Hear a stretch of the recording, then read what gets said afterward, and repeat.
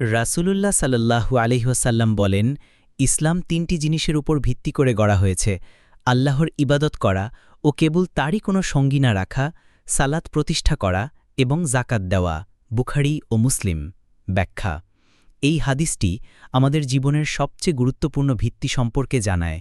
ইসলাম হল এক সত্য ধর্ম যা আল্লাহর একত্ব বিশ্বাস, তাওহীদ দিয়ে শুরু হয়। আল্লাহ ছাড়া কেউই উপাস্য নয়। তারপর আসে সালাত, যা হল মুসলিম জীবনের প্রধান স্তম্ভ, যা দিনে ৫ বার আমাদের আল্লাহর সাথে সরাসরি সম্পর্ক স্থাপন করে।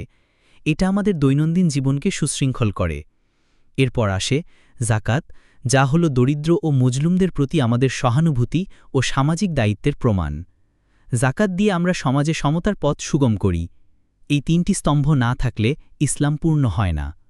সংক্ষিপ্ত কথা: এই হাদিস আমাদের শেখায়, জীবনে আল্লাহর প্রতি একনিষ্ঠ থাকা, নিয়মিত নামাজ আদায় করা, আর প্রয়োজনে নিজের সম্পদের ভাগ দিয়ে অন্যদের সাহায্য করা, এই সবই আমাদের ইসলামকে সম্পূর্ণ করে।